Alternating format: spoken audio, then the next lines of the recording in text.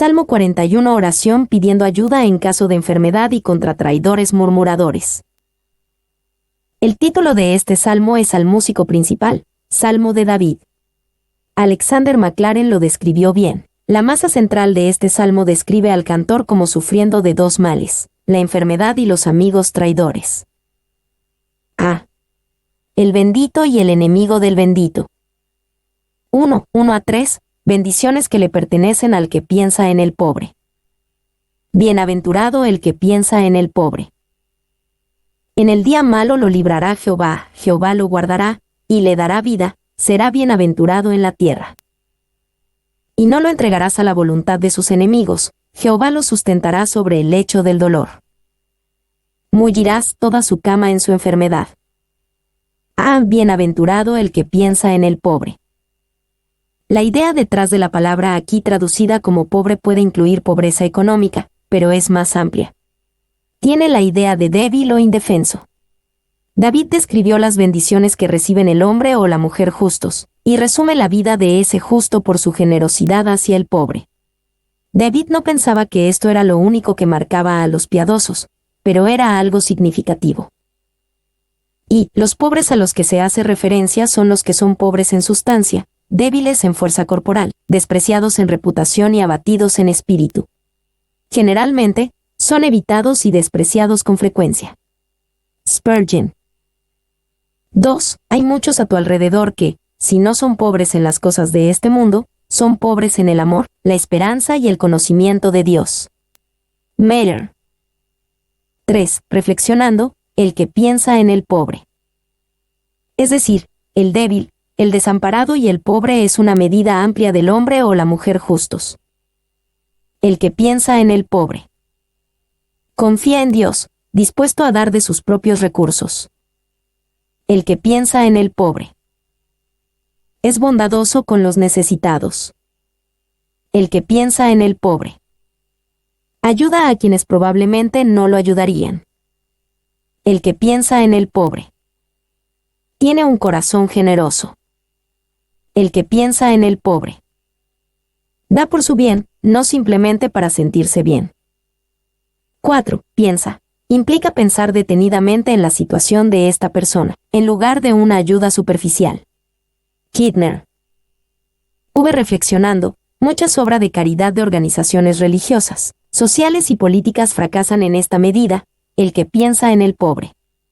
Se proporciona dinero y asistencia, pero de una manera que contribuye a la dependencia crónica y a problemas sociales profundamente arraigados. B. En el día malo lo librará Jehová. Esto comienza una lista de varias bendiciones que llegan a la persona generosa. Esto fue especialmente cierto bajo el Antiguo Pacto, a veces también llamado el Pacto Mosaico. Un aspecto esencial de ese pacto eran las bendiciones por la obediencia y las maldiciones por la desobediencia, como en Deuteronomio 28. Y, probablemente, el salmista aplica silenciosamente a sí mismo las promesas generales del Salmo 41, 1-3, y está consolando su propio dolor con la certeza de que ha sido misericordioso y cree, aunque las cosas parezcan oscuras, que obtendrá misericordia. Maclaren. C. Será bienaventurado en la tierra. Esta es otra indicación de que esta promesa de bendición por la obediencia estaba relacionada con el antiguo pacto, que trataba mucho más con las bendiciones terrenales y físicas que con los asuntos eternos y espirituales. Demullirás toda su cama en su enfermedad. La mayoría de los comentaristas creen que la miseria y el bajo estado de David en este salmo se debían a una enfermedad. Salmo 41, 8. Quizás estaba en peligro de muerte. Salmo 41, 5. David confiaba en que Dios lo bendeciría por su bondad anterior para con los débiles y necesitados. 2, 4-6. La súplica de un pecador por misericordia contra los enemigos que hablan maldad. Yo dije, Jehová, ten misericordia de mí. Sana mi alma, porque contra ti he pecado. Mis enemigos dicen mal de mí, preguntando, ¿cuándo morirá? Y perecerá su nombre, y si vienen a verme, hablan mentira, su corazón recoge para sí iniquidad. Y al salir fuera la divulgan. Jehová, ten misericordia de mí. Sin decirlo directamente, David parecía apelar a Dios sobre la base de sus propias buenas obras, especialmente la consideración por los pobres, Salmo 41, 1. A la luz de su relativa justicia, y de acuerdo con los términos del antiguo pacto, David podía pedirle a Dios misericordia y bendición. Y no se apela a la justicia. El peticionario más bien insinúa la recompensa prometida, pero va directo a exponer su súplica a los pies de la misericordia. Spurgeon. 2. Es una súplica de misericordia en vista del trato despiadado que el salmista ha estado recibiendo tanto de sus enemigos como de sus amigos. Boyce. Ve, sana mi alma, porque contra ti he pecado. David sabía que había hecho mucho bien, pero eso no borraba sus pecados. Él comprendía que sus pecados estaban dirigidos contra Dios y que lo convertían en una persona enferma o herida, que necesitaba sanar su alma. Su cuerpo estaba enfermo, pero lo más importante era su enfermedad del alma. Y podemos identificar al menos 3 formas en las que David dice que necesitaba sanar su alma. Sana mi alma de su gran angustia. Sana mi alma del efecto del pecado. Sana mi alma de mi tendencia a pecar. 2. David hizo una confesión clara y honesta de sus pecados cuando dijo, porque contra ti he pecado. Una confesión sin excusa. Una confesión sin reservas. Una confesión sin superficialidad. 3. Saúl y Judas dijeron cada uno, he pecado, pero David dice, he pecado contra ti. Planner, citado en Spurgeon. 4. Aplicando la petición a David y a otros creyentes pecadores, que extrañamente evangélico es el argumento, sáname, no porque soy inocente, sino porque he pecado. Cuán contrario es esto a toda súplica farisaica. Spurgeon. No hay nota de desesperación en su oración. El salmista no se deprime por el peso de su pecado. Es probable que haga una confesión general de los pecados involuntarios que pudo haber cometido. Benchmeren. C. Mis enemigos dicen mal de mí. David conocía el dolor y la dificultad del mal y las mentiras que divulgaban sobre él. Como creyentes en todas las épocas, David tuvo que soportar calumnias y difamaciones de carácter a veces escandalosas. Y no olviden que David fue un buen rey. ¿Por qué David habría tenido tantos enemigos si en realidad era un buen rey y una persona moral? La razón son los celos, así como el deseo de poder de aquellos que estaban celosos. Boyce. 2. A menudo es la suerte de un hombre bueno que se hable mal de él, que se malinterpreten sus motivos, e incluso sus actos más benévolos. Clarke.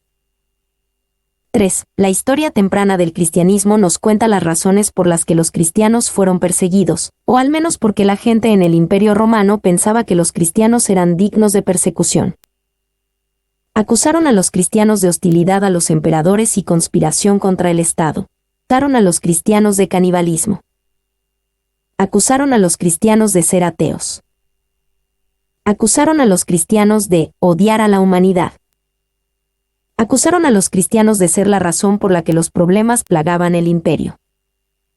4. Los enemigos del cristianismo primitivo hablaron mal de los seguidores de Jesús y dijeron mentiras. Los cristianos fueron buenos ciudadanos y oraban por el emperador. Los cristianos nunca practicaron nada parecido al canibalismo. Los cristianos ciertamente no eran ateos. Los cristianos amaban a los demás y lo demostraron todo el tiempo. Los cristianos hicieron que el imperio fuera mejor, no peor. Sin embargo, estas mentiras fueron comúnmente creídas y los cristianos fueron perseguidos por ellas. Los apologistas de la iglesia primitiva hicieron lo que pudieron para decir la verdad, pero fue una batalla perdida de relaciones públicas. Estas mentiras se creyeron popularmente. ¿Cuándo morirá y perecerá su nombre? Esto es lo que se decían entre sí los enemigos de David, que hablaban maldad. No podían esperar a que David muriera, y hacían todo lo posible para que su muerte sucediera. Y si vienen a verme se usa para visitar a los enfermos en 2 Reyes 8:29, y habla de condolencias mentirosas, mientras se recopila con avidez síntomas alentadores de que la enfermedad no tiene remedio. Maclaren.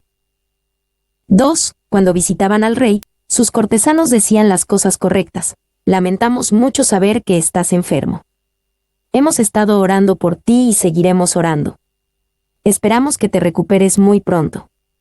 Todo está bajo control, hay algo que podamos hacer. Estas palabras eran pura hipocresía. Estas personas no esperaban que David mejorara.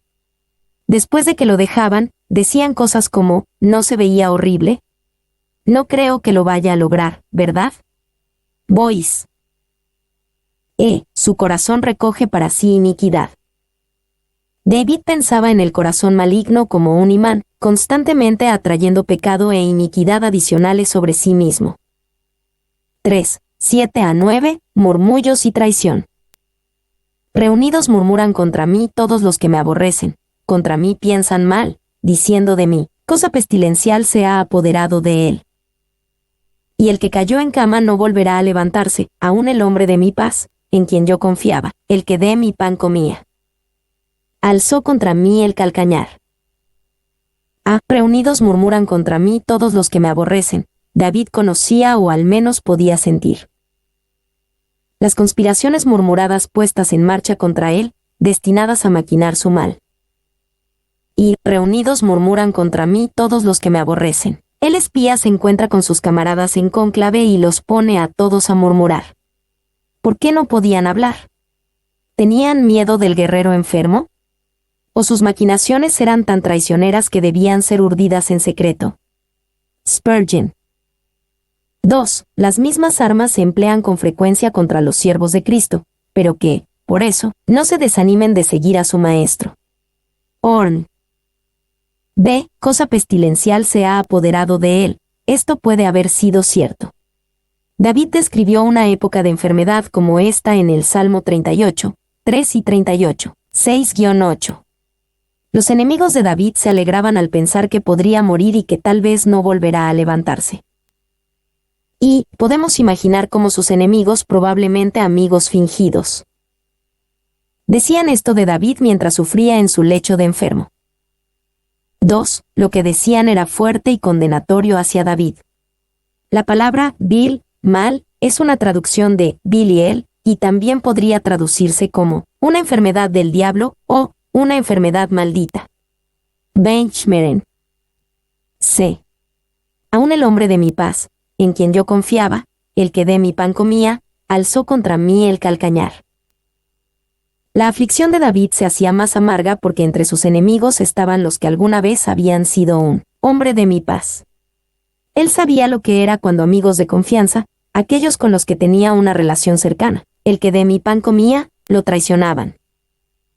Y David fue traicionado por su propio hijo Absalón, 2 Samuel 15, y por un consejero de confianza llamado Aitofel, 2 Samuel 15:12 y 15:31. ¿Qué herida más grande puede haber que un amigo traicionero? 2. En el sentido final y más siniestro, esto se cumplió cuando Judas traicionó a Jesús. Jesús aplicó específicamente estas palabras a Judas y su traición. En Juan 13:18 Jesús citó esta frase, pero solo las palabras, el que come pan conmigo, levantó contra mí su calcañar. Algunos piensan que Jesús deliberadamente no mencionó las palabras en quien yo confiaba porque no confiaba en Judas. Sin embargo, Jesús lo nombró tesorero entre los discípulos. Juan 12:6 y 13:29. 3. El beso del traidor hirió el corazón de nuestro Señor tanto como el clavo hirió su mano. Spurgeon. 4. Así que estas palabras se cumplieron literalmente en David, y sin embargo, el Espíritu Santo, que las dictaba, miró más allá en ellas, incluso en Cristo y Judas, en quienes recibieron una realización más completa. Paul. La expresión, ha levantado contra mí su calcañar, significa un acto de traición. Véase Génesis 3, 15, Salmo 55, 12-14. Benchmeren. No solo me dio la espalda, sino que me dejó con una fuerte patada, como la que podría dar un caballo violento. Spurgeon. Una súplica y alabanza. 1. 10-12. David ora y pide misericordia a Dios y triunfo sobre sus enemigos. Mas tú, Jehová, ten misericordia de mí, y hazme levantar. y les daré el pago, en esto conoceré que te he agradado. Que mi enemigo no se huelgue de mí, en cuanto a mí, en mi integridad me has sustentado. Y me has hecho estar delante de ti para siempre. Mas tú, Jehová, ten misericordia de mí, y hazme levantar, y les daré el pago. David no solo oraba por perdón y liberación, sino también por el triunfo sobre sus enemigos. Como ungido del Señor, se sentía justificado en esto y buscaba la liberación de Dios como evidencia de que Dios estaba muy complacido con él. Y, la súplica les daré el pago es inusual, ya que los salmos principalmente oran para que Dios mismo haga esto. Kidner. Ve, en mi integridad me has sustentado. David sentía que en contraste con sus enemigos, él era un hombre de integridad. Aún así, necesitaba que Dios lo sustentara en su integridad reconociendo que era la obra de Dios en él. C. Y me has hecho estar delante de ti para siempre. Esto era lo más importante para David, más importante que el triunfo sobre sus enemigos. Estar delante del rostro de Dios significaba disfrutar de su favor y compañerismo. Y, pararse ante un monarca terrenal se considera un honor singular, pero, ¿cómo será ser un cortesano perpetuo en el palacio del Rey eterno, inmortal, invisible? Spurgeon. 2. Notamos que todos los beneficios del 11 al 12 están en tiempo presente. David no creía que Dios se los daría, creía que ya los tenía. 2:13. Conclusión con alabanza. Bendito sea Jehová, el Dios de Israel, por los siglos de los siglos. Amén y amén. Bendito sea Jehová, el Dios de Israel. Muchos comentaristas creen que este es el final no solo de este salmo, sino del primer libro de los Salmos. Aquí Yahvé es honrado como el Dios del pacto de Israel. Era apropiado que David terminara el canto con los ojos puestos en el Señor, no en sí mismo ni en sus enemigos. Y los 5 libros de los Salmos son los siguientes. Libro 1 Salmos 1. Al 41, 41 Salmos. Libro 2 Salmos 42. Al 72, 31 Salmos. Libro 3 Salmos 73. Al 89, 17 Salmos. Libro 4 Salmos 90. Al 105, 17 Salmos. Libro 5 Salmos 106. Al 150, 44 Salmos. 2. Cada uno de los 5 libros termina con un estallido de alabanza, rematado por un doble amén. Aquí y en 72 horas y 19 minutos, 89 horas y 52 minutos, un amén y un aleluya, alabado sea el Señor, NKJV, 106, 48, o, finalmente, lo que es virtualmente un doble aleluya, 150, 6, ciertamente, todo un salmo de doxología. Kidner. 3. Morgan pensaba que el énfasis en Jehová, el Dios de Israel en esta doxología era apropiado para el primer libro de Salmos. El nombre predominante de Dios que se encuentra en esta colección es Jehová. Los cánticos han expresado de diversas formas todo lo que este nombre significaba para los hombres de fe. Así la doxología pronuncia la alabanza de Jehová, quien es el Dios de Israel. Morgan. B. Por los siglos de los siglos. El Señor debe ser alabado como el Dios eterno, que se extiende desde la eternidad pasada hasta la eternidad futura. Y la palabra eterna en hebreo significa el punto de fuga. La idea es que el Dios de Israel es Jehová desde el pasado que está más allá del conocimiento humano, hacia el futuro que es igualmente así. Para nosotros, la gran verdad se hace más clara en las palabras de Jesús: yo soy el Alfa y la Omega. Morgan.